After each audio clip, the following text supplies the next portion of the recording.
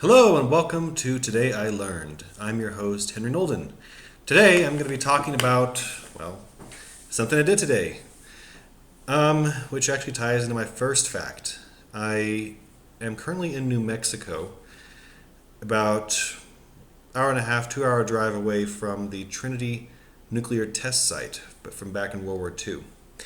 And it's on the White Sands Missile Range, and apparently the ground zero is only open to tourists and visitors twice a year, the first Saturday of April and the third Saturday of October. And it was today. Learned about it a few months ago and actually had my alarm set for it. So it went off yesterday. I was like, oh, almost forgot about it.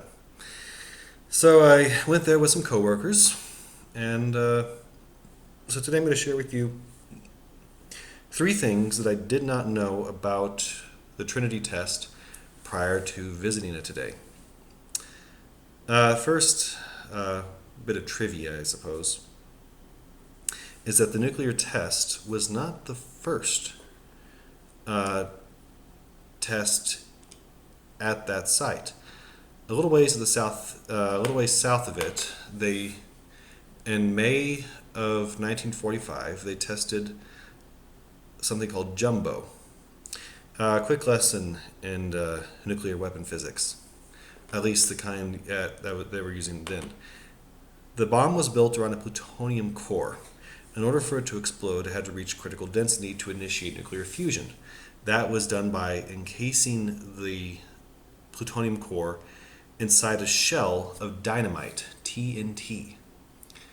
And upon the proper conditions, it would all detonate within a millisecond of each other simultaneously, and all that force would go in, pushing the plutonium together into a mass until it initiated nuclear fusion and would detonate the plutonium device.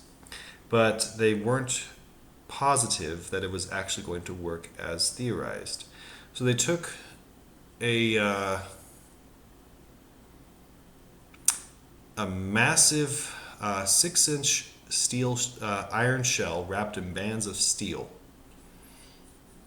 filled it up with dynamite, something like, I don't remember if it was 500 cases or like 2,000 pounds.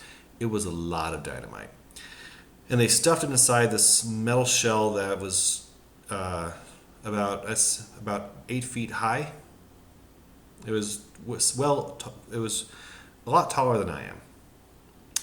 And the test was such that if the conditions were not right for a plutonium reaction, it would not go off. If it did detonate, that meant the conditions had been successfully met, and they were safe to go ahead with the Trinity test, which was on July 16th, 1945. The test was done with the nuclear bomb they used was, it didn't actually have a name per se. Unlike Fat Man and Little Boy, the two bombs dropped on Little Boy on Hiroshima and Fat Man on Nagasaki. Little Boy, I should mention, was a uranium device with a far simpler mechanism for initiating a nuclear fission, as distinct from nuclear fusion. Basically, they put up a gun mechanism inside the bomb. When it hit a certain altitude, it fired much like a bomb. I don't remember all the scientific details of how it worked, but it would detonate the device and initiate nuclear fission in the uranium that was packed into it. So this bomb was codenamed Gadget because they didn't want to codename their atomic bomb, atomic bomb. They didn't want to make it any easier for the Japanese or the Germans than they had to figure out what they were doing. It was dropped from a tower about 100 feet. It was raised to the top of the tower, dropped to simulate the bomb descending, and it went off.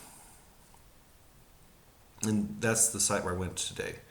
The second thing I learned was, just how much radiation is actually at that site. It has been, it's 45. It was 45 then, and it's 2023 now.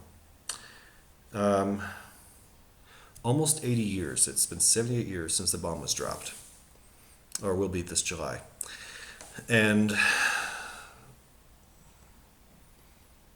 The radiation has declined to the point where now, if you're at the site for an hour, you're released to again, I forgot the scientific name for the unit of measure they were using to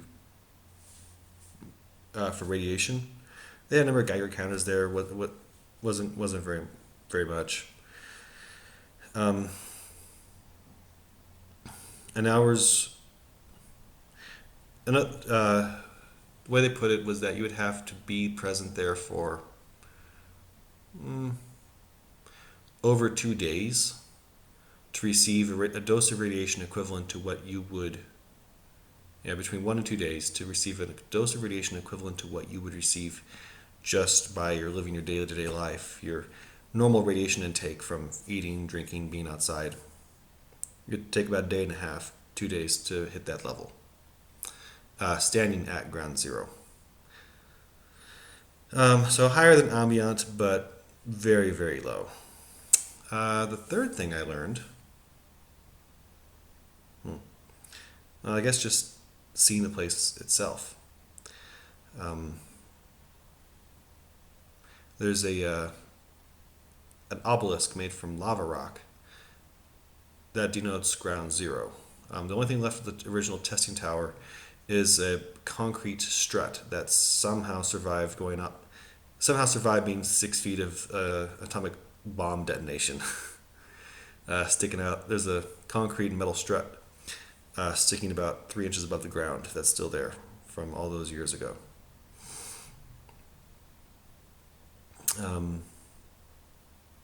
They had a replica, well, not a replica actually, this was a bomb casing, a decommissioned bomb casing from another Fat Man.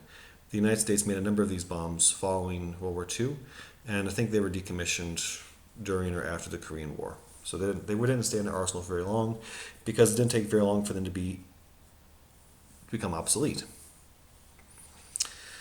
It was a sobering experience. I have a master's degree in defense and strategic studies from Missouri State University's DSS program. It's basically American foreign policy with a defense focus and a WMD, weapons of mass destruction, nuclear emphasis. Took a number of classes on the history, the politics of the usage of nuclear weaponry. And I think that's one of the reasons why I went there. Because it's one thing to see all this in the abstract, but I wanted to go there and see it for myself. To stand at ground zero and just kind of take in how the world changed on that summer morning in July of 1945. So it was definitely a sobering experience, but it's one I'm glad I did. I'm glad I went there to see it. It's not something that I consider fun per se, but it was definitely enlightening. The experience was one worth the time. Thinking about taking my AP U.S. History students on a field trip there in October when they open it again. I think it would drive matters home for them in a way that just reading about it and seeing pictures doesn't. So, anyway, thank you for your time, thank you for your attention, and I hope to see you in the next video.